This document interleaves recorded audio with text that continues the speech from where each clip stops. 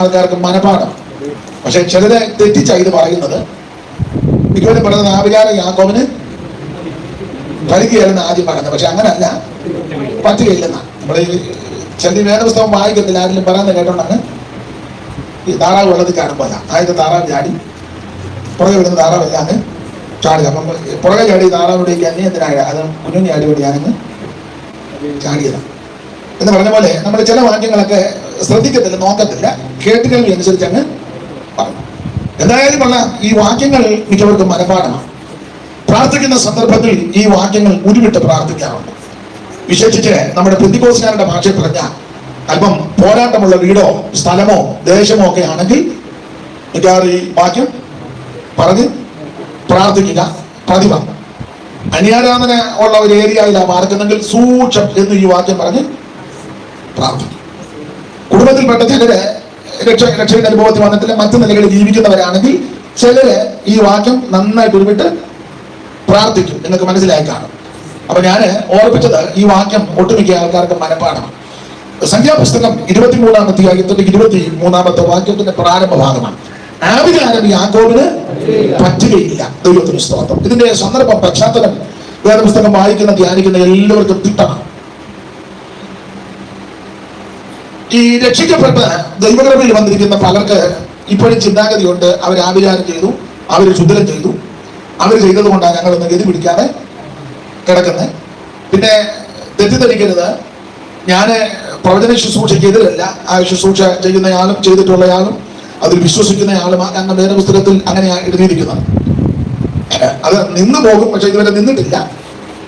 എന്നാൽ ആ ശുശ്രൂഷ എല്ലാം അംഗീകരിക്കുകയും വിശ്വസിക്കുകയും ചെയ്യുന്നയാളെ. എന്നാൽ ഈ പേരിൽ അനേകര് പലരെയും മുതലെടുക്കാറുണ്ട്. വീടുകളിലേക്ക് വന്ന് പ്രാർത്ഥിച്ച് അല്ലെങ്കിൽ പ്രാർത്ഥിച്ചുകൊണ്ടിരിക്കുമ്പോൾ അല്ലെങ്കിൽ സഭയിൽ വന്ന് കാര്യങ്ങളൊക്കെ പറയുമ്പോൾ അവർ ചെയ്തിട്ടുണ്ട്, ഇവർ ശുദ്ധം ചെയ്തിട്ടുണ്ട്, അവർ ആഭിചാരം ചെയ്തിട്ടുണ്ട്, അതാണ് നിങ്ങൾ ഈ രക്ഷപ്പെടാൻ ഇരിക്കുന്നത്. പിന്നെ പ്രാർത്ഥിച്ച് പലതും കാണുന്നു കേൾക്കുന്നു എന്നൊക്കെ പലരും പറയാറുണ്ട്. അപ്പൊ ഇത് വിശ്വസിച്ച് ഇടപെടുന്ന ചെറിയ ആൾക്കാരുമുണ്ട്. സ്വന്തം സഹോദരങ്ങൾ കൂടോത്രം ചെയ്തെന്ന് പറഞ്ഞ് സഹോദരങ്ങളെ ഭിന്നിപ്പിച്ച സമയവും വീടുമൊക്കെ എനിക്കറിയാം. സ്വന്തം സഹോദരങ്ങൾ പെറ്റതല്ല കൂടോത്രം ചെയ്തെന്ന് പറഞ്ഞ് അമ്മയെ അന്വേഷിക്കാതെ വീട് വിട്ടുപോയ ആൾക്കാരുണ്ട്. അല്ലെ ഈ ദൂതിന്റെ വെളിച്ചത്തിലായി പോകുന്നത്. പെറ്റതല്ല പ്രവാചകൻ വന്ന് പറഞ്ഞു, തള്ള നിങ്ങൾക്കെതിരെ അതടക്കാൻ എഴുന്നേറ്റ് പോലും നടക്കാൻ വേണം. അപ്പൊ ഇത് മകൻ എത്ര വിശ്വാസമില്ലെങ്കിലും മരുമകളെ സൂക്ഷം വിശ്വസിക്കും. കാരണം ഈ പേര് പറഞ്ഞ് തള്ളയെ അന്വേഷിക്കാതെ വീട്ടിൽ നിന്ന് പോകുകയും നിങ്ങൾക്ക് മനസ്സിലാക്കുന്നുണ്ടോ? നിങ്ങളുടെ മുഖമൊന്നും കറക്കരുത്. ഞാൻ കൃത്യം 1 മണിയാകുമ്പോൾ നിർത്തും. കാരണം വൈകിട്ട് ഞങ്ങളുടെ വീട്ടിൽ യോഗ ഉള്ളതുകൊണ്ട് എനിക്ക് നേരത്തെ പോവുകയും ചെയ്യും. നിങ്ങൾ സൂചി പിടിച്ചിട്ടിരിക്കരുത് 1 മണിയിലോട്ട്. അത് അതിന്റെ പരുവത്തിന് വന്നോളൂ. അപ്പൊ ശ്രദ്ധിക്കുക, യാക്കോബിന് പറ്റത്തില്ല. പക്ഷെ യാക്കോബ് എങ്ങനെ ആയിരിക്കണം? ആ ഭാഗം ഇന്ന് രാത്രി ഇത് പകല് അല്പസമയങ്ങൾ നമുക്ക് നിശ്ചയിക്കപ്പെട്ട സമയപരിധിയിൽ നിന്ന് നമുക്ക് ശാന്തമായിട്ട് ധ്യാനിക്കാം.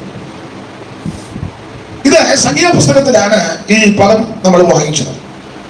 സംഖ്യാപുസ്തകം ആ പേര് കേൾക്കുമ്പോൾ അറിയാം കണക്കെടുക്കുന്ന പുസ്തകമാണ്. ഉൽപ്പത്തി പുസ്തകം സകലത്തിന്റെ ഉൽപ്പത്തി, പുറപ്പാട് ദൈവദിനത്തിന്റെ പുറപ്പാട്, ലേവിയ പുസ്തകം പുറപ്പെട്ട ദിനത്തിന്റെ ആരാധനയുടെ ക്രമങ്ങൾ, സംഖ്യാപുസ്തകം ഇങ്ങനെ ആരാധിച്ച് ദൈവത്തെ സേവിക്കുന്ന ആൾക്കാരെ എണ്ണി തിട്ടപ്പെടുത്തിയ പുസ്തകമാണ് സംഖ്യാപുസ്തകം. എന്നെ നിങ്ങളെ എല്ലാം ദൈവം എണ്ണിയിട്ടുണ്ട്. സ്തോത്രം. എല്ലാവരും ദൈവം എണ്ണി വെച്ചിരിക്കുക. ഇനി ഈ തിരുവചനം തന്നെ പഠിപ്പിക്കുന്ന നമ്മെ മാത്രമല്ല എണ്ണിയിരിക്കുന്നത്, നമ്മുടെ തലമുടി പോലും ദൈവം എണ്ണി വെച്ചിരിക്കുക.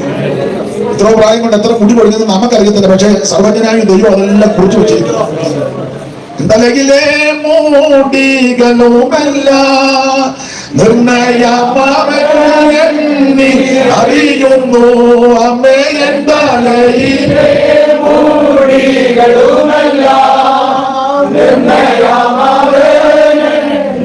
അറിയുന്നു ഒന്നാകിൽ നിലത്തു വീണിടണമെങ്കിൽ ഒന്നാകിൽ നിലത്തു വീണിടണമെങ്കിൽ ഉന്നതനായില്ലേ സാധ്യമായിടൂ അമേൻ ഉന്നതനായില്ലേ സാധ്യമായിടൂ.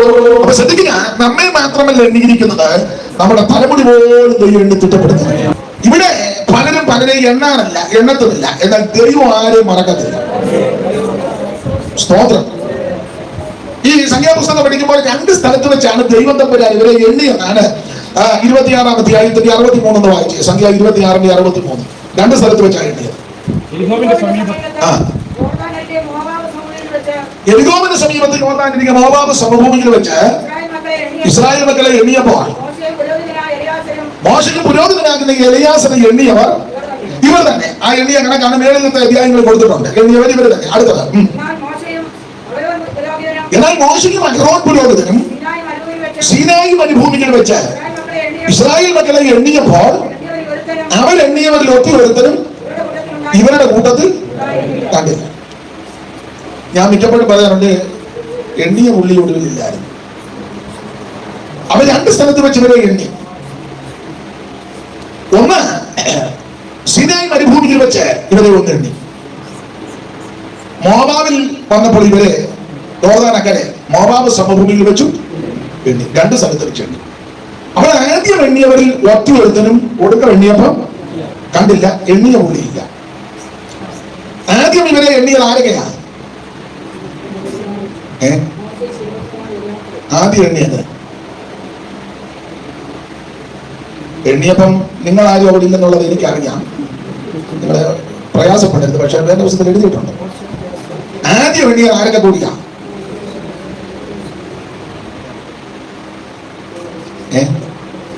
നിങ്ങൾ എന്തേലും ഒന്ന് പറ, നമുക്ക് പോകണ്ടേ?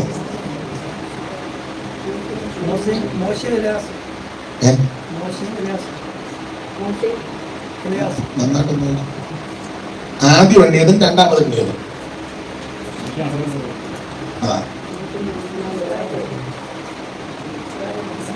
ഇവരെ ആദ്യം എണ്ണിയത് മോശയും അഹ്റോനും കൂടെ ചേർന്നാണ് എണ്ണിയത്. ആ വിഷയം ഇവിടെ താഴെ മേളിലുമായിട്ടാണ് എഴുതിയിരിക്കുന്നത്. നിങ്ങൾ ഇത് വായിക്കുന്നവരാന്നോ ഇതുമായിട്ട് എന്തോ ബന്ധമുണ്ടെന്ന് അറിയാൻ ഞാനൊന്ന് ചോദിച്ചതേ ഉള്ളൂ. അപ്പൊ എനിക്ക് ഈ മര പറഞ്ഞിരിക്കോ കൊടി കിടന്നു. അതുകൊണ്ടൊന്ന് അങ്ങനെ ഇനി അങ്ങോട്ട് പോയാൽ മതിയല്ലോ. അപ്പോൾ ആദ്യം എണ്ണിയത് മോശയും അഹ്റോനും കൂടെ ചേർന്നാണ് എണ്ണിയത്. ഒടുക്കം എണ്ണിയത് മോശയും എലിയാസറും കൂടെ. പക്ഷെ അത് വിഷയം ഇവിടെ താഴെ മേലുമായിട്ടാണ് എഴുതിയേക്കുന്നത്. അതാ തെറ്റിപ്പോയത്. അപ്പൊ ആദ്യം എണ്ണുന്നത് ചെങ്കടലിൽ കടന്നങ്ങോട്ട് വരുന്ന പ്രാരംഭ സമയത്താണ് എണ്ണുന്നത്. ഒടുവിൽ എണ്ണുന്നത് യോർദാൻ കിടക്കുന്നതിന് മുമ്പ് എണ്ണുക. എന്റെ ഭാഷ പറഞ്ഞാൽ സ്നാനപ്പെട്ടതിന് ശേഷം ഒന്ന് എണ്ണി അങ്ങ് കനാനി പ്രവേശിക്കുന്നതിന് മുന്നേ ഒന്നും കൂടെ എണ്ണി. അപ്പൊ സ്നാനപ്പെട്ടപ്പോൾ എണ്ണിയത് മോശയും അഹ്റോനും കൂടെ ചേർന്ന് എണ്ണി. കനാനിൽ പ്രവേശിക്കുന്നതിന് മുമ്പ് എണ്ണിയപ്പോൾ അഹ്റോൻ ഇല്ല, മോശയും എലിയാസറും കൂടെ ചേർന്ന് എണ്ണി. അതാ ഞാൻ പറഞ്ഞ ആദ്യം എണ്ണിയതിൽ ഒറ്റ ഒരുത്തനും ഒടുക്കം എണ്ണിയപ്പോ ഇല്ല, എണ്ണിയ പുള്ളി ഒടുവിൽ ഇല്ല. നമ്മള് ആത്മാക്കളെ എല്ലാം നേടി വെച്ച് നമുക്കങ്ങ് പോകാൻ ഒത്തില്ലെങ്കിലോ ആ ഗതികേട് വരരുത്. അവിടെ പ്രവർത്തനം, ഇവിടെ പ്രവർത്തനം, പഴിഞ്ഞ വർക്കം, മിഷൻ, ദേശനെ, പരസ്യയോഗം, ഇതൊക്കെ നല്ലതാ. പുതിയ വേല, ഞായറാഴ്ച സഹായം കഴിഞ്ഞാൽ ഉടനെ നമ്പറുമായിട്ട് ഇപ്പോഴൊക്കെ പണ്ടൊക്കെ അങ്ങനെ പരസ്യം, ഇതൊക്കെ നല്ല കാര്യമാണ്. ഇതെല്ലാം നമ്മൾ ട്രാക്ട് അടിക്കുന്നു, വീടുകളിൽ കൊണ്ട് കൊടുക്കുന്നു, ആശുപത്രി കൊടുക്കുന്നത് നല്ല കാര്യമാണ്. ഇതെല്ലാം ചെയ്ത് വെച്ച് നമുക്കങ്ങ് പോകാനെത്തില്ലെങ്കിലോ. കാനോച്ചൻ പറഞ്ഞൊരു കാര്യം ഞാൻ കടമെടുത്ത് പറയാം. അച്ഛൻ പണ്ട് പ്രസംഗിച്ചപ്പോൾ പറഞ്ഞു, നീ എല്ലാവരും ഒന്നും നേടിയില്ലെങ്കിലും നീ നിന്നെ നേടിക്കണം. എല്ലാവരും ഒന്നും നേടാനെത്തില്ലെങ്കിലും നിന്നെ നേടിക്കണം. സ്തോത്രം. പഴയ പാട്ടുകളാണ് ഇഷ്ടം. പുതിയ പാട്ടുകൾ ഒന്നും അറിയത്തുമില്ല. അറിയാത്തതിന്റെ കാര്യം താല്പര്യമില്ലാത്തതുകൊണ്ടായി പഠിക്കാത്ത. എന്നാൽ പുതിയ പാട്ടെല്ലാം മോശമല്ല, ചില പാട്ടുകൾ നല്ലതുമാണ്. എങ്കിലും കൂടുതലും പഴയ പാട്ടുകളാ പാടുന്നത്. അത് പാടുമ്പോൾ ഒരു ചൈതന്യം എനിക്കുണ്ടാകാറുണ്ട്. നിങ്ങൾക്ക് എങ്ങനെയാണെന്ന് അറിയത്തില്ല. ഓരോരുത്തർക്കും ചിലർ അങ്ങനെയും ചിലർ ഇങ്ങനെയും നാമല്ല പുസ്തകത്തിൽ മാറ്റും. അപ്പൊ അതുകൊണ്ട് പഴയ പാട്ടുകൾ കുറച്ചുകൂടെ അർത്ഥസമ്പുഷ്ടവുമാണ്. പാടുമ്പോൾ ഒരു പ്രത്യേക ആത്മീയ അന്തരീക്ഷം വരാറുണ്ട്. അപ്പൊ C.S. മാത്യു പാടിയ ഒരു പാട്ടിന്റെ വരിക, നാളിതുവരെ നീ ഓടി അധ്വാനിച്ചതും നഷ്ടമായി തീർന്നിടല്ലേ വീടോടടുത്തു. നാളിതുവരെ നീ ഓടി അധ്വാനിച്ചതും നഷ്ടമായി തീർന്നിടല്ലേ. നിത്യ വീട്ടിലെത്താൻ ഇനി അല്പദൂരം മാത്രമേയുള്ളൂ. നിത്യ വീട്ടിലെത്താൻ ഇനി അല്പദൂരം മാത്രമേയുള്ളൂ. ആ സമയം പാഴാക്കാതെ ഒരുങ്ങിടുക. ആ സമയം പാഴാക്കാതെ ഒരുങ്ങിടുക. ഞാൻ നിന്നെ ഒരു നാളും അനാഥനായി വിടുകില്ലെന്നരുളിയ കരുണാനിധി. എക്കാരം പിടിച്ചനുദിനം മരുഭൂവിൽ നടത്താമെന്ന് ഉരച്ചവൻ ഓരോ നാളും മറക്കുകയില്ല. എക്കാരം പിടിച്ചനുദിനം മരുഭൂമിൽ നടത്താമൻ. ഉരച്ചവൻ ഓരോ നാളും മറക്കുകയില്ല. ഒരല്പസമയം കൂടെ ഉണ്ട്, അത് നഷ്ടപ്പെടുത്തി കളയരുത്. Praise the Lord. അപ്പൊ എല്ലാവരെയും നേടി നല്ല കാര്യം, നമ്മൾ അങ്ങ് ചെല്ലണം. അതെ, 2 സ്ഥലത്ത് വെച്ച് വരെ ദൈവം എണ്ണി. അവൾ ആദ്യം എണ്ണിയവരിൽ ഒറ്റ ഒരുത്തിന് ഒടുക്കം എണ്ണിയപ്പോൾ കണ്ടില്ല. അതാണ് സംഖ്യാപുസ്തകം എണ്ണം എടുക്കുന്ന പുസ്തകം. ഇവരെ ഇസ്രായേലിന് പുറപ്പെട്ട് യാത്ര ചെയ്ത് ഏതാണ്ട് 40 കൊല്ലം കൊണ്ട് 42 ഇടങ്ങളിൽ പാളയമടിച്ച് ഇവർ യാത്ര ചെയ്ത് ഇങ്ങനെ വരിക. ഈ ഭാഗമാണ് സംഖ്യാപുസ്തകത്തിൽ കൂടുതൽ രേഖപ്പെടുത്തിയിരിക്കുന്നത്. ഇങ്ങനെ യാത്ര ചെയ്ത് ഇസ്രായേലിന്റെ റമസേസിൽ ഇറങ്ങി സുക്കോത്തിൽ കയറി, പിന്നെ ഇതാല് ചെങ്കടല് അക്കരെ കയറി ഷോറിൽ വന്നു, മാറയിൽ വന്നു, യരീമിൽ വന്നു, സീനിൽ വന്നു, ഷെക്കിൽ വന്നു, ആലൂഷിൽ വന്നു, രബീദീമിൽ വന്നു. ഇങ്ങനെ യാത്ര ചെയ്ത് വരികയാണ്. ഇങ്ങനെ ഇവർ യാത്ര ചെയ്ത് വന്ന് താവളങ്ങൾ അടിച്ച് ഇവിടെ മോവാബ് സമഭൂമിയിൽ വന്ന് ഇസ്രായേൽ മക്കൾ പാളയം അടിച്ചു. മോവാബ് സമഭൂമി. അപ്പോൾ ഇസ്രായേൽ മക്കൾ മോവാബ് സമഭൂമിയിൽ വന്ന് പാളയം അടിച്ചപ്പോൾ ആ നാട്ടിലെ രാജാവാകുന്ന ബാലാക്ക് ഇവരുടെ താവളവും പാളയവും അല്ലെങ്കിൽ പാർപ്പും പോക്കും വരവും കണ്ട് ഭയപ്പെട്ടു. ഇവരെല്ലാവരും പേടിച്ചെന്നായിരുന്നു. വായിച്ച് 22-ാം അധ്യായത്തിന്റെ പ്രാരംഭവാക്യം. ഇസ്രായേൽ മക്കൾ യാത്ര പുറപ്പെട്ട് യെരിഹോവിന്റെ സമീപത്ത് യോർദാനക്കരെ മോവാബ് സമഭൂമിയിൽ അടുത്തത് ഇസ്രായേൽ മക്കൾ അമോര്യരോട് ചെയ്തതൊക്കെയും സിഫോനിന്റെ മകനായ ബാലാക്ക് അറിഞ്ഞു. ജനം വളരെ ആയിരുന്നത് കൊണ്ട് മോവാബ് ഏറ്റവും ഭയപ്പെട്ടു. ദൈവത്തിന്റെ പുസ്തകം.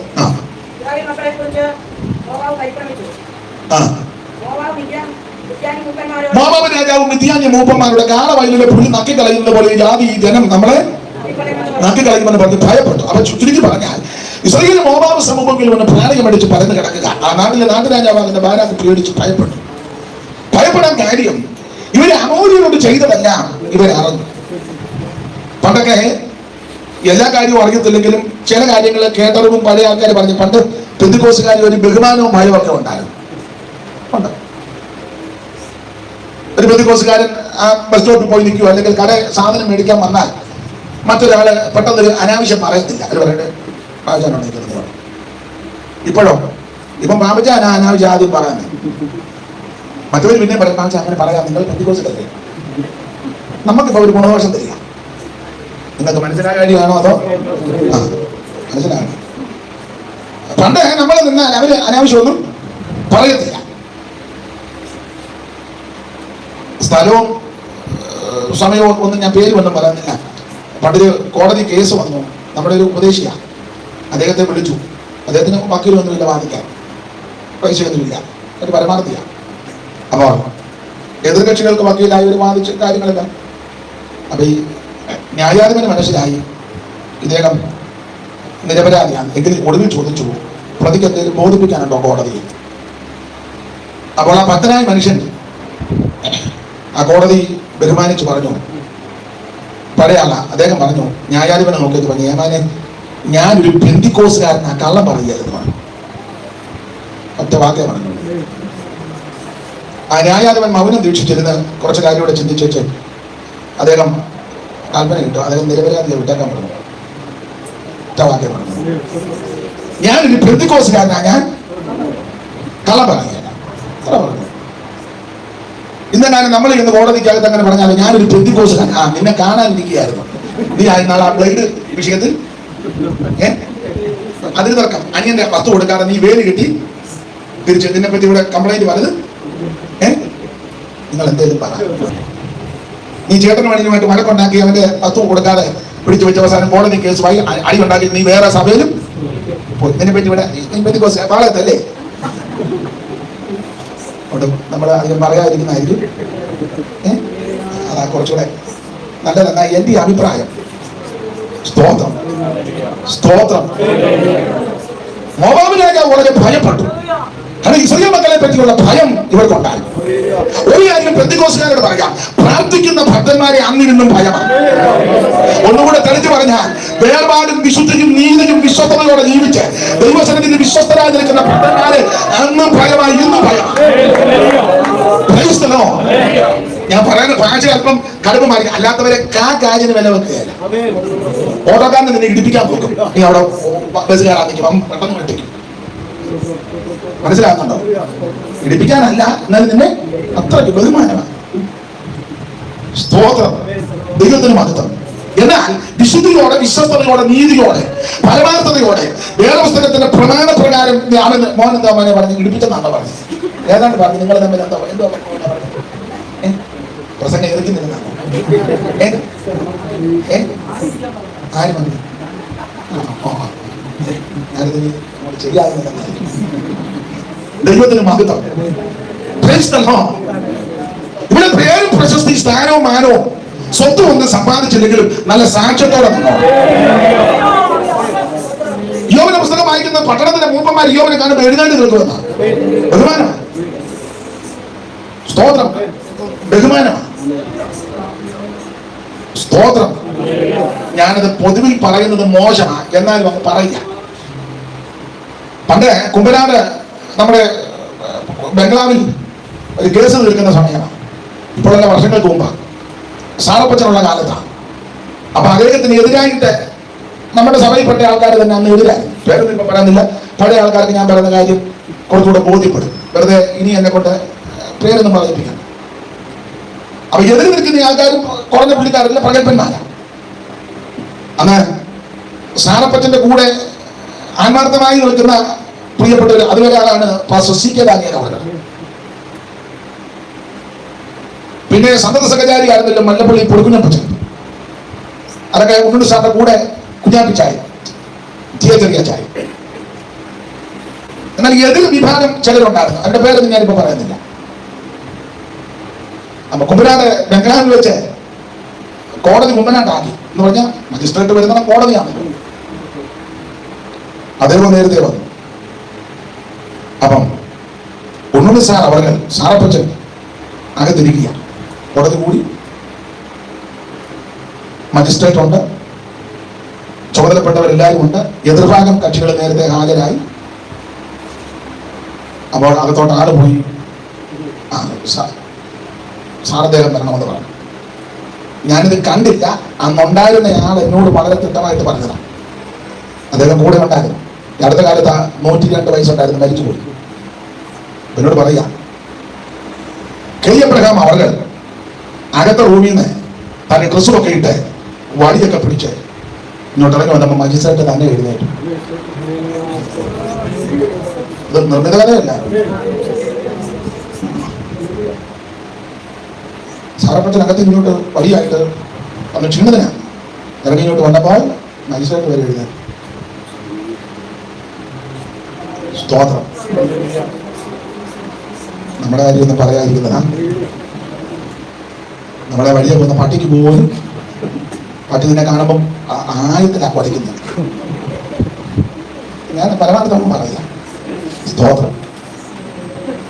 ഇവിടെ വലിയ സ്ഥാനവും മാനവും ഒന്നും ലഭിച്ചില്ലെങ്കിലും ഞാൻ ആ ഭാഗത്തേക്ക് പിന്നെ വരുന്നുണ്ട്. ചില പ്രയോഗമുണ്ട്. ആണ്. അപ്പൊ ഇസ്രായേൽ മക്കളെ പറ്റിയുള്ള ഭയം മോവാബിൽക്കുണ്ടായി. മോവാബ് ഭയപ്പെട്ടു. നമുക്ക് ഭയമാണ്. അപ്പൊ മിഥ്യാഞ്ചി മൂപ്പന്മാരുമായിട്ട് ഇവർ കൂടി ആലോചിച്ചു, ഇവരെ നമുക്ക് ഒതുക്കണമല്ലോ. ഇവർ കാളവയലിലെ പുല്ല് നക്കിക്കളയുന്നത് പോലെ ഈ ജനത്തെ നമുക്ക് ഒതുക്കണം, ഇവരെ നശിപ്പിക്കണം. എന്തായാലും മാനകം. അപ്പം മുതിയാനി മൂപ്പന്മാർ പറഞ്ഞു, നമ്മൾ യുദ്ധം ചെയ്താലൊന്നും അവരെ ജയിക്കാനൊക്കത്തില്ല. അവരുടെ മാനുഷികമായ രീതിയിൽ പോയാൽ ജയിക്കാനൊക്കത്തില്ല, കായബലത്തിലൊന്നും നേടാനൊക്കത്തില്ല. കരുത്തന്മാരാ. അപ്പൊ ചോദിച്ചു എങ്ങനെ ഒന്ന് ഒതുക്കുന്നത്? അപ്പൊ പല അഭിപ്രായം വന്ന് ഒടുവിൽ ഒരു ഏകദണ്ഡമായ അഭിപ്രായത്തിലെത്തി. ഇവരെ ഒതുക്കാൻ ഒറ്റ മാർഗമുണ്ട്. ഇവിടെ അടുത്തൊരു പ്രവാചകനുണ്ട്, പുള്ളിയെ നമുക്ക് കൊണ്ടുവരണം. അപ്പൊ ചോദിച്ചാൽ പുള്ളിയെ കൊണ്ടുവരണം. പുള്ളിയെ കൊണ്ടുവന്ന പുള്ളി രാവി കൊല്ലുമെന്ന് പറഞ്ഞു. ഇവനെയല്ല, പുള്ളി ശപിച്ചാൽ ശാപമാണ്. അങ്ങനെ അനുഗ്രഹത്തിന്റെ വയസ്സൊന്നും പുള്ളി അധികം പറയല്ല, മുഴുവൻ പിരാക്കും അലപ്പുക. അപ്പൊ അതുകൊണ്ട് ആ പ്രവാചകൻ ബിലയാമിനെ നമുക്ക് കൊണ്ടുവന്ന് ഇവരെല്ലാം ശപിച്ച് ഒതുക്കണം. അവരെല്ലാവരും കൂടെ തീരുമാനിച്ചു അങ്ങനെ ആട്ടെ. അങ്ങനെ ബിലിയാമിന് ആള് വിട്ടു. നിങ്ങൾക്ക് ഭാഗം അറിയാവുന്ന അധികം വിവരിക്കണ്ടല്ലോ. ബിലിയാമിനെ ആള് വിട്ട് ഒരു ജാതി, ഒരു വംശം, ഒരു ജനതയിൽ വന്ന് മോവാബിൽ പടർന്ന് കിടക്കുക. നീ വന്നവരെ പ്രയാതി കൊല്ലണം. ആരാധന 2 പേരെ വിട്ടു. അപ്പൊ ഈ ഭൃത്യന്മാർ വന്ന് ബിലിയാമിനെ ക്ഷണിച്ചപ്പോൾ ബിലിയാം പറഞ്ഞു, ഞാൻ ശുശ്രൂഷയ്ക്ക് വിളിച്ചാൽ ഉടനെ പോകത്തില്ല, പ്രാർത്ഥിച്ച് നോക്കിയേ. നല്ല കാര്യം. നിങ്ങൾ ഇവിടെ വിശ്രമിക്കുക, ഞാൻ വൈകിട്ടൊന്ന് പ്രാർത്ഥിക്കും. അങ്ങനെ വിലിയം പ്രാർത്ഥിച്ചപ്പോൾ ദൈവം പറഞ്ഞു പോരണ്ട. വിലിയം രാവിലെ വന്നവരോട് പറഞ്ഞു നടത്തിപ്പില്ല, നിങ്ങൾ അങ്ങ് പോകുമ്പോൾ ഞാൻ വരുന്നില്ല. അവര് തിരിച്ചു വന്ന് ബാലാക്കിനോട് പറഞ്ഞു നമ്മൾ ഉദ്ദേശിക്കുന്നത് പോലല്ല, പുള്ളി പ്രാർത്ഥിക്കുന്നവനാണ്. ഞങ്ങൾ ചെന്ന് ഡേറ്റ് പറഞ്ഞു, പുള്ളി പറഞ്ഞ് പ്രാർത്ഥിച്ച് നോക്കട്ടെ. പുള്ളി പ്രാർത്ഥിച്ച് നോക്കിയപ്പം പുള്ളിയോട് ദൈവം പറഞ്ഞ് പോകണ്ടാണ്, അതുകൊണ്ട് പുള്ളി വരുന്നില്ല. അപ്പൊ ഈ ബാലാക്കിന് കുറച്ച് ബുദ്ധിയുള്ളവനാണ്. ബാലാക്ക് ഉടനെ ഇവർക്ക് മാന്യന്മാരെ ചെറിയ അയച്ചു, കുറച്ച് സമ്മാനം കൂടെ കൊടുത്തു. കൂടെ നമ്മുടെ ഭാഷ പറഞ്ഞ കുറച്ചുകൂടെ സ്റ്റാൻഡേർഡ് ഉള്ളവരെ അയച്ചു, സമ്മാനമെല്ലാം കൊടുത്തു. സമ്മാനം കണ്ണു കുരുടാത്ത പോകുന്നുണ്ടല്ലോ. ഇവര് കഴുതപ്പുറത്തുമായിട്ട് സമ്മാനമൊക്കെ ആയിട്ട് വീണ്ടും ബിലിയാമിനെ വിളിച്ചു. ബിലിയാം ഇവരെയും കണ്ട്, കഴുതയെ കണ്ടു, സമ്മാനമെല്ലാം കണ്ടു, അതിന്റെ കണക്കിനുണ്ട്. അപ്പൊ ബിലിയാമിനെ വിളിച്ച് ചെറിയ പൊടി താല്പര്യമൊക്കെ വന്നു. പുള്ളി പറഞ്ഞ് നിങ്ങൾ ഇവിടെ വെയിറ്റ് ചെയ്ത് ഒന്നുകൂടെ പ്രാർത്ഥിച്ചു നോക്കണം. അങ്ങനെ പ്രാർത്ഥിക്കുന്ന പെന്തിക്കോസ്തുകാരുമുണ്ട്. തലേന്ന് ഒരു പ്രവാചകൻ വന്ന് പുള്ളിയായിട്ട് പ്രാർത്ഥിച്ചു. പുള്ളി പറഞ്ഞു വീട് ഇപ്പൊ പണിയുന്നതായിട്ട് കാണുന്നില്ല. പിറ്റേന്ന് ഒരു പ്രവാചകൻ വന്നു, പുള്ളി ഒന്നുകൂടെ പ്രാർത്ഥിച്ചു. അങ്ങനെ പുള്ളി പറഞ്ഞു വീട് ഇപ്പൊ തന്നെ പണിയുന്നതായിട്ടാ കുഴഞ്ഞു. അതേന്ന് വന്ന പുള്ളി പറഞ്ഞു പണിയുന്നതായിട്ട് കാണുന്നില്ല. പിറ്റേന്ന് വന്ന പുള്ളി പറഞ്ഞു ഉടനെ പണി. മൂന്നാം ദിവസം വന്ന പുള്ളിയോട് പറഞ്ഞു ഒന്നുകൂടെ പ്രാർത്ഥന നോക്കാം. പുള്ളി പറഞ്ഞു നിങ്ങൾ വീട് പണിയുന്നതായിട്ട് നിങ്ങൾ അന്ന് എന്നാ ചെയ്യും പറ, എന്നാ ചെയ്യാനോ കുഴഞ്ഞ അല്ല അവസാനം പണി ആരെയും നമ്മുടെ ശുശ്രൂഷയ്ക്ക് വിളിക്കണം, നമ്മുടെ പാസ്റ്റർ മാത്രമാണ്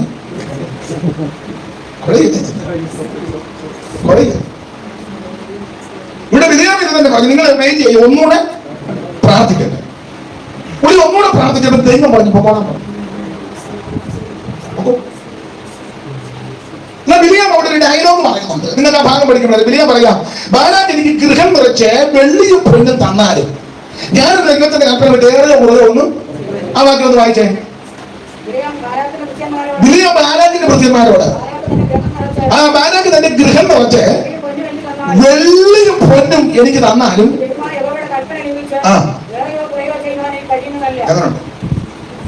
ബാലാക്ക് എനിക്ക് ഗൃഹം നിറച്ച് വെള്ളിയും പൊന്നും തന്നാലും എനിക്ക് ദൈവത്തിന്റെ കൽപ്പന വിട്ട്. ഈ ആ ഭാഗം വായിക്കുമ്പോൾ നമ്മൾ ഓർക്കും ഈ ബിലിയാമിന് വെള്ളിയോടും പൊന്നിനോടും ഒന്നും വലിയ താല്പര്യമുള്ള ആളല്ല നമുക്ക് തോന്നും. പക്ഷെ ഞാൻ അതിന് ഉദാഹരണമായിട്ട് പറയാറുണ്ട്. നിങ്ങൾക്കറിയാം നമ്മള് ഹോസ്പിറ്റലിൽ ഇപ്പൊ എല്ലാവരും ചികിത്സ ചെയ്യുന്നവരായിട്ട് ഹോസ്പിറ്റലിൽ ചെന്ന് പരിശോധനയൊക്കെ നടത്തുമ്പോൾ ചില രോഗങ്ങൾ അറിയത്തില്ല എന്തുകൊണ്ട്, അതിനെ സ്കാൻ ചെയ്യുന്നു.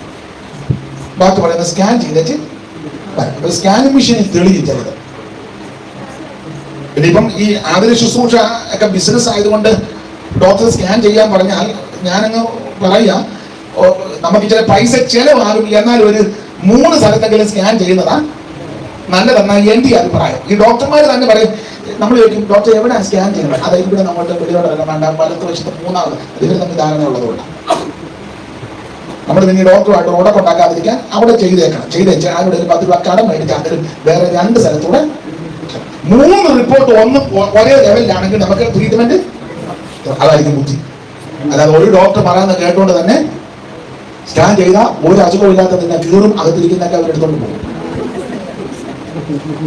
മനസ്സിലായോ? അതായത് പറഞ്ഞത് ഞാൻ ഓപ്പറേഷൻ കഴിഞ്ഞ പിന്നെ കുഞ്ഞമ്മാമയ്ക്ക് തീരെ വയ്യ, ഏതാണ്ട് എല്ലാവരും എടുത്തോണ്ട് അവർ വേറെ അതിലോട്ട് അയച്ചു. പുള്ളിക്കാർക്ക് ഇപ്പൊ ഭക്ഷണത്തിനോടും വലിയ ഇത് ബിസിനസ്. അതുകൊണ്ടാണ് ഞാൻ തമാശയായിട്ട് പറഞ്ഞത്. നിങ്ങൾ ഇപ്പോഴത്തെ ഹോസ്പിറ്റലിൽ തന്നെ പനിയായിട്ട് തന്നെ എത്ര ടെസ്റ്റാണ്? ഒരു ചെറിയ ടാബ്ലറ്റ് തീരാനുള്ളതേ ഉള്ളൂ, അത് തീരാനുള്ളതേ ഉള്ളൂ. തിരിഞ്ഞിരുന്ന ചോദിച്ചു നാക്ക് നീട്ടി ശ്വാസം വലിച്ചുവിട്ടത് ഒരൊറ്റ പാരകത്ത് നമ്മൾ തീരേണ്ടതാണ്. അതിനായി വലിച്ചുവിടിയില്ലേ, വലിച്ചുവിട്ടെ കൂടെ ആരെങ്കിലും വന്നിട്ടുണ്ടോ? ഈ ഹുമ്പുള്ള ഇതാണ് പറഞ്ഞത് ഗവൺമെന്റ് പറയുന്ന ആൾക്കാർ ഉണ്ട്, ഡ്രൈവറുണ്ട്. അപ്പം ഡോക്ടർ മനസ്സിലായി ചില പിടിപ്പുള്ള വച്ചോന്നെയാ. ഡോക്ടർ ചോദിക്കും എവിടെയാണ് വീട്? എന്റെ വീട് കൊട്ടാരക്കര എവിടാ?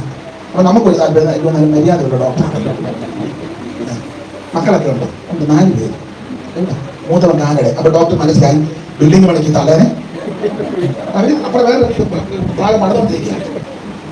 മറ്റു പിള്ളേരൊക്കെ ഒരുത്തനെ കാലിഫോർണിയ ആയി. മനസ്സിലായി? കൊച്ചമ്മ ഞമ്മ പറയുന്നതാണ്. ഞാൻ ചെറിയ കൊച്ചമ്മയല്ല, ബാളകത്തെ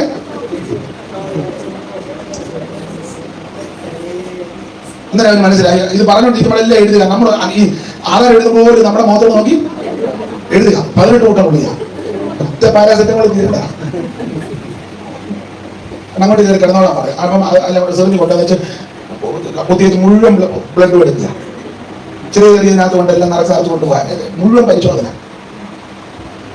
ഇതെല്ലാം ബിസിനസ്സാണ്. ഞാന് നിങ്ങൾ തെറ്റിദ്ധരിക്കരുത്. നിങ്ങൾക്ക് അറിയാമെങ്കിൽ ഞാൻ ഓർപ്പിക്കാത്ത ചതിക്കപ്പെടരുത്. അതിനായി പറയുന്നത്. ഇപ്പൊ നിങ്ങൾ പരസ്യമൊക്കെ കണ്ടിട്ടില്ലേ? നിങ്ങൾ പരസ്യം ശ്രദ്ധിച്ചേ. സൗജന്യമായിട്ട് കണ്ണുപരിശോധന, സൗജന്യമായ കണ്ണാടി കടക്കാരുമായിട്ട് ഒരു ധാരണ. സൗജന്യമായ നമുക്ക് ഈ സൗജന്യം വാങ്ങി കേൾക്കുമ്പോൾ ഇടിച്ചു കയറും ആൾക്കാർ. എൻ്റെ അടുത്ത് പോയാൽ 50 രൂപ കൊടുക്കണ്ടേ? ഇവിടെ ആകുമ്പോൾ 50 രൂപ കൊടുക്കാതിരിക്കാൻ 300 രൂപയുടെ ഡീസൽ അടിച്ചാൽ പോകുന്നത്. എന്നാലും 50 രൂപ കൊടുക്കണ്ടല്ലോ. വാഹനം ഓടിക്കുന്നവർ നിങ്ങൾ ശ്രദ്ധിക്കുക. ടോളിന്റെ അവിടെ ചെന്നാൽ 70 രൂപ കൊടുക്കണം. അതിന് വേറെ വഴി കൂടെ. അതിൽ പോയപ്പോൾ 600 രൂപ ഡീസൽ. ഇത് 70 കൊടുത്തിരുന്ന പെട്ടെന്ന് അതിന് മനുഷ്യന്റെ പ്രകൃതിയാണ്. അപ്പൊ സൗജന്യ കണ്ണു ചികിത്സ നേത്ര സംബന്ധിച്ച് നമ്മൾ അവിടെ നോക്കി എല്ലാം വെച്ച് നോക്കി എല്ലാം നോക്കിയോ. ഇടത്തെ കിടന്ന് ചെറിയ ഭാര്യ ഭർത്താവും കൂടാ പോയത്. ഭർത്താവിന് കുഴപ്പം ഇല്ല, എനിക്ക് കുഴപ്പമില്ല, 50 രൂപ ലാഭം. ഭാര്യനെ നോക്കിയപ്പോൾ ഇടത്തെ കണ്ണിന് അവിടെ അവരകത്താണ്. ഇത് അധികം നാട് പോയാൽ വലത്തെ കണ്ണിന്റെ കാഴ്ച കൂടെ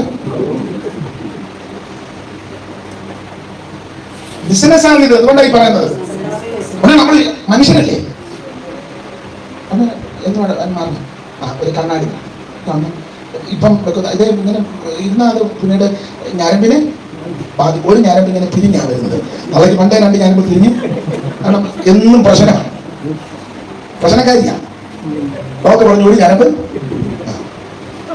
അതിനെന്നാ മാർഗം കണ്ണട വെക്കണം. കണ്ണട കൊണ്ട് അവർ തന്നെ കുറിച്ചു. ഫ്രെയിമിന് ഇത്ര, കണ്ണടയ്ക്ക് ഇത്ര, എല്ലാം കൂടെ 25,000 രൂപ. മര്യാദയ്ക്ക് വീട്ടിൽ 2 പേരുടെ പാടി പ്രാർത്ഥിച്ചിരുന്നതാണ്. ആ പേപ്പർ വായിച്ചപ്പോൾ സൗജന്യമായിട്ട് 50 രൂപ ലാഭിക്കാൻ പോയപ്പം 25,000 രൂപ. ബിസിനസ് ആകുമ്പോൾ ഞാൻ ഇടയ്ക്ക് ഇത് പറഞ്ഞതുള്ളൂ. അപ്പൊ നമ്മുടെ വിഷയത്തിൽ വരാം. ഈ വിളിയ പൊതുവെ പറഞ്ഞു എനിക്ക് മാലാക്ക് ഗൃഹം നിറച്ച് വെള്ളിയും പൊന്നും തന്നാലും എന്റെ ദൈവത്തിന്റെ കൽപ്പന വിട്ട് ഏറിയോ കുറയോ ഒന്നും പറയാനും ചെയ്യാൻ എനിക്ക്. അപ്പൊ ഈ ഡയലോഗ് കേട്ടാൽ നമുക്ക് പുള്ളിക്ക് വെള്ളിയോട് മുന്നോട്ട് താല്പര്യം. പക്ഷേ സർവജ്ഞനായ ദൈവം ഇവന്റെ ഹാർട്ട് സ്കാൻ ചെയ്തു. ബിലിയാമിന്റെ ഹാർട്ട് സ്കാൻ ചെയ്തപ്പോൾ 2 റിപ്പോർട്ട് ഒരുപോലെ. 2 സ്ഥലത്ത് സ്കാൻ, ഞാൻ പറഞ്ഞ 2 സ്ഥലത്തെങ്കിലും പോയത് സ്കാൻ ചെയ്യണമെന്ന്. 2 സ്ഥലത്ത് സ്കാൻ ചെയ്തപ്പോൾ സെയിം റിപ്പോർട്ട്. നിങ്ങൾ 2 വാക്യം ഒന്ന് വായിച്ചേ. പത്രോസിന്റെ 1-ാം ലേഖനം 2-ാം അധ്യായത്തിന്റെ 14-15 ഒന്ന് വായിച്ചേ.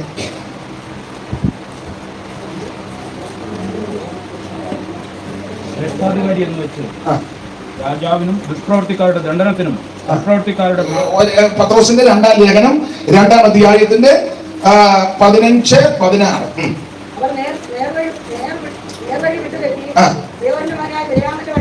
ബെയോരിന്റെ മകനാകുന്ന ബിലിയാമിന്റെ വഴിയിൽ.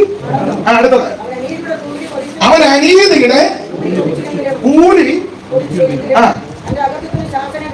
അനീതിയുടെ കൂലി കൊതിച്ചു.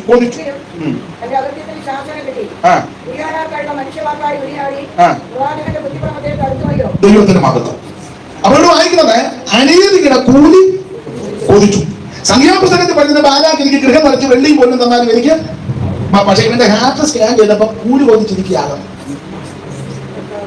യൂദായുടെ ലേഖനം 11-ാം വാക്യം വായിച്ചേ. 2-ാമത്തെ സ്കാൻ റിപ്പോർട്ട്. യൂദ 11. ഇതിന് മേലിന്റെ തപ്പണം. വെളിപ്പാട് പുസ്തകത്തിന് തൊട്ട് പറയില്ലേ? കയ്യന്റെ വഴിയിൽ നടക്കുകയും കൂലി കൊതിച്ച് ബിലിയാമിന്റെ വചന അവിടെ കൂലി കൊതിച്ചെന്ന. അപ്പൊ സംഖ്യാപുസ്തകം 22-23 പഠിക്കുമ്പോൾ വെള്ളിയോട് പൊന്നിയുടെ താല്പര്യമില്ലെന്ന പുള്ളിയുടെ ഡയലോഗ്. പക്ഷെ സർവ്വജ്ഞാന ദൈവം ഹാർട്ട് സ്കാൻ ചെയ്തപ്പോൾ 2 റിപ്പോർട്ട് ഒരുപോലെ. അത് മുഴുവൻ ദ്രവ്യാഗ്രഹത്തിന്റെ കൗശലബുദ്ധിയാണ്. ഞാൻ എന്നെയും കൂടെ പ്രതിയാക്കുക. പൗലോസ് പറഞ്ഞില്ല, ആ പാവകളിൽ ഒന്നാമെന്ന് പറഞ്ഞാൽ ഞാൻ 1-ാം പ്രതിയാക്കുക. മൈക്ക് കിട്ടിക്കഴിയുമ്പോൾ, പുൽപ്പറ്റ് കിട്ടിക്കഴിയുമ്പോൾ ഞാനും എന്നെ പോലുള്ള പലരും, അല്ലെങ്കിൽ പൊതുവിൽ പലരും നല്ല ഡയലോഗ് പറയും. എനിക്ക് ദൈവമക്കളെല്ലാം ഒരുപോലാണ്, വേർകൃത്യം ഒന്നുമില്ല, എനിക്ക് എല്ലാവരും ഒരുപോലെ. വെറുതെയാണ്. ഞാൻ ആദ്യം പ്രതിയായല്ലോ. സ്തോത്രം. ഞാൻ അധികം വിവരിക്കുന്നില്ല. നമ്മുടെ ഹൃദയത്തെ അറിയുന്ന ഒരു ദൈവമുണ്ട്. നല്ലതുപോലെ എന്നെ നിങ്ങളെ സ്കാൻ ചെയ്യുന്ന നമ്മുടെ സർവജ്ഞനായ ദൈവമുണ്ട്. മൈക്ക് കിട്ടുമ്പോൾ, പുൽപ്പറ്റ് കിട്ടുമ്പോൾ, സ്റ്റേജ് കിട്ടുമ്പോൾ എല്ലാവർക്കും കസർത്ത് നടത്താം. പക്ഷേ ഹൃദയങ്ങളെ തൂക്കി നോക്കുന്ന ഒരുവൻ സ്വർഗ്ഗത്തിലുണ്ട്. ഉള്ളത്തിനായിരിക്കണം സംസാരിക്കുന്നത്. ദൈവത്തിന് മഹത്വം. നമ്മളെ നല്ലതുപോലെ അറിയുന്ന ദൈവമുണ്ട് കേട്ടോ. അവിടത്തേക്ക് മറഞ്ഞിരിക്കുന്ന ഒന്നുമില്ല. ഹൃദയത്തിന്റെ ചിന്തനങ്ങളും പ്രാണങ്ങളും വിവേചിച്ചറിയുന്നവനാ ദൈവം. നമ്മളിപ്പോൾ സ്തോത്രം പറഞ്ഞ സ്തോത്രത്തിന്റെ ശബ്ദവും ആ ചൂടുമല്ല ദൈവം നോക്കുന്നത്, എന്തോ ഉപദേശത്തോടെ പറഞ്ഞെന്നുള്ളതാണ്. പക്ഷെ നമ്മൾ മാർക്കിടുന്നത് ഭയങ്കര സ്തോത്രമാണ് കേട്ടോ. ആ കല്ലിൽ വെക്കുന്ന കേൾക്കേണ്ടതാണ്, നല്ല പവറാണ്, അതൊക്കെ അഭിനന്ദിക്കുന്നു. പക്ഷെ എന്തോ ഉദ്ദേശത്തോടെ അത് പറഞ്ഞാൽ ദൈവം നോക്കുന്നത്. ദൈവത്തിന് മഹത്വം. വിളിയാൻ പറഞ്ഞ എനിക്ക് വെള്ളിയും പൊന്നും വലിയ താല്പര്യമില്ല. പക്ഷെ സ്കാൻ ചെയ്തപ്പോൾ ഇതിന്റെ അകത്ത് മുഴുവൻ വെള്ളിയും പൊണ്ണും നടന്നിരിക്കുക, ദ്രവ്യാഗ്രഹം. അതുകൊണ്ടാണ് പറഞ്ഞ ഒന്നുകൂടെ പ്രാർത്ഥിക്കേണ്ടത്, കാരണം സമ്മാനമായിട്ടാണ്. അപ്പൊ നമ്മളാണ് മനസ്സിലായി ദ്രവ്യാഗ്രഹത്തിന്റെ കൗശലബുദ്ധി അകത്തിരിക്കുക. അതുകൊണ്ടാണ് ഞാൻ പറഞ്ഞ പൊക്കോളാൻ പറഞ്ഞു. കാരണം പോകണ്ടെന്ന് പറഞ്ഞാലും പുള്ളി പോകുമെന്നുള്ളത് ഉറപ്പാണ്. പത്രോസിന് തത്തുല്യമായ ദുർബലത്തക്കന്മാരെ പറ്റി പറഞ്ഞു വരുന്ന കൂട്ടത്തിൽ യൂദായും പ്രധാനപ്പെട്ട ഒരു വാക്യം, നിങ്ങളെ അവര് വാണിഭമാക്കുമെന്നാണ്. നിങ്ങളെ അവര് അന്ത്യകാലത്ത് എന്ന് പറഞ്ഞ വാണിഭം ആക്കുമെന്ന് പറഞ്ഞ ഒരു രോഗശാന്തി നടത്തിക്കേ, ആ രോഗശാന്തി TV കൂടെ കാണിക്കുക. വേറെ രോഗികളെല്ലാം അതുപോലെ തന്നെ ഇപ്പോൾ അവിടെ പരിപാടി കിടക്കുക. ഒരു തവണ എങ്ങാണ്ട് ഈ കണ്ടാ പറഞ്ഞ സ്ട്രെച്ചർ എടുത്ത് ഊരോട്ട് കളഞ്ഞു. വേറെ അപ്പം വീൽ ചെയർ തള്ളി ഊരോട്ട് കളഞ്ഞു. സ്ഥലം പറയുന്നില്ല. ഒരു വലിയ രോഗശാന്തി വരപ്രാന്തൻ, വെളിയിൽ നല്ല കേരളത്തില് വരപ്രാന്തം വന്ന് വീൽ ചെയർ വന്ന്, വീൽ ചെയറില്ല, ഈ ബെൽറ്റ് ഇട്ടേക്കാണ്. ഞങ്ങളുടെ ഒരു ആഘോഷായ ബെൽറ്റ് ആയിരുന്നു. ഈ ഇതിനകത്ത് ഒത്തിരിയുണ്ട്. ഈ ഓഡിയോ എല്ലാം കൂടെ കൂട്ടി കൊച്ചുകളെല്ലാം കൂടെ അടിച്ച് പെരുപ്പിച്ച് ലൈറ്റും എല്ലാം. ഇപ്പൊ അങ്ങനെ ആണല്ലോ, സർക്കസ് കൂടെ അടുത്ത് ചെല്ലുമ്പോഴല്ലേ നമ്മൾ കൺവെൻഷൻ ചെയ്യുന്നത്. ഇതെല്ലാം കൂടെ അടിച്ച് പെരുക്കി ഇങ്ങനെ മിന്നുന്നില്ല. അതിനെ പറഞ്ഞ ഇങ്ങനെ പല ലൈറ്റ് വന്ന് ഇങ്ങനെ മിന്നിയല്ലേ. നിങ്ങളാരും കണ്ടിട്ടില്ലേ? ഉറക്കം പറ. ആ, ഞാൻ പറഞ്ഞാൽ തെറ്റും. അപ്പൊ ഈ ലൈറ്റ് എല്ലാം കൂടെ ഈ ഓഡിയോ എല്ലാം കൂടെ വെച്ച് അടിച്ച് പെരുപ്പിച്ച് ചാപ്പാച്ചാനും ചെയ്ത് കയറി പുള്ളി ഇതിലും കൂടെ കണ്ടാന്തം വിട്ട. അപ്പൊ പരപ്രാന്തം ചോദിച്ചു സൗഖ്യമായി വെച്ചു. പുള്ളി പറഞ്ഞ ആയെന്ന് പറഞ്ഞു. ബെൽച്ചൂല പറഞ്ഞു, ബെൽച്ചൂര് ഊരോട്ട് പറഞ്ഞു. അന്നേരത്തെ അന്തരീക്ഷത്തിന് ഇളക്കത്തിന് പുള്ളി നടന്ന് പോവുകയും ചെയ്തു. പിറ്റേന്ന് പിന്നെയും കുഴഞ്ഞു. യേശു സൗഖ്യമാക്കി അങ്ങനെയാണോ? പച്ചവെള്ളക്കാരൻ പിന്നെയും വന്ന് നടക്കണം, കിടക്കെടുത്ത് നടക്കണം പറഞ്ഞു. അമ്മ പോയിട്ട് പിന്നെ ഇന്ന് വരെ ആ ഭാഗത്തോട്ട് വന്നിട്ടില്ല. അതാ യേശു സൗഖ്യമാക്കി. പക്ഷെ ഈ നാമത്തിൽ ഈ പേരിൽ ഒത്തിരി കൃത്രിമ നടക്കുക. ദൈവത്തിന് മഹത്വം. അപ്പൊ ഏതെങ്കിലും ഒരു രോഗി സൗഖ്യമായാൽ പ്രാർത്ഥിച്ചവന്റെ വിശേഷം കൊണ്ടല്ല. ഒന്ന്, വന്നവന് വിശ്വാസം, അല്ലെങ്കിൽ അവരെ കൊണ്ടുവന്നവന് വിശ്വാസം. രണ്ട്, ദൈവനാമം മഹത്വപ്പെടാം. പൗലോസ് രോഗശാന്തി വരെ പ്രാർത്ഥന റൂമാൽ ഒത്തിരി നേരത്തിട്ടാണ്. പക്ഷെ എപ്പോ പ്രാർത്ഥന രോഗിയായിട്ട് ഉണ്ടാക്കില്ല. സ്തോത്രം. റൂമാൽ ഒത്തിരി വിട്ടാൽ സൗഖ്യമാണ്. പിന്നെ പുള്ളിയെ കൂടെ ഉണ്ടാകുന്ന കൂട്ടുവേലക്കാരനെ സൗഖ്യമാക്കാൻ അത് വിട്ടേച്ചു പോകും. മരിക്കത്തക്ക അനുഭവത്തിലാണ്. നമ്മുടെ കഴിവ് കൊണ്ടല്ല, ദൈവത്തിന്റെ കൃപയാണ്. പക്ഷെ ഇപ്പൊ ചിലർക്ക് പരിവേഷം എല്ലാം കൊടുത്താണ്. അങ്ങോട്ട് പരിവേഷം കൊടുത്ത് അവർ വരുന്നതിന് മുന്നേ, അവർ ആ ദേശത്തോ രാജ്യത്തോ വരുന്നതിന് മുന്നേ ഉള്ള TV-യിലും മാധ്യമത്തിലെല്ലാം വീഴ്ചകൾ എടുത്ത് കളയുന്നതാ. അന്ത്യകാലത്ത് വാണിഭമാക്കും. സ്തോത്രം. അത് നമ്മുടെ വിഷയം അല്ലാത്തതുകൊണ്ട് ആ ഭാഗത്തേക്ക് അധികം പോകുന്നില്ല. ബിലിയാമിന്റെ അകത്ത് മുഴുവൻ ദ്രവ്യാഗ്രഹത്തിന്റെ കൗശലബുദ്ധിയാണ്.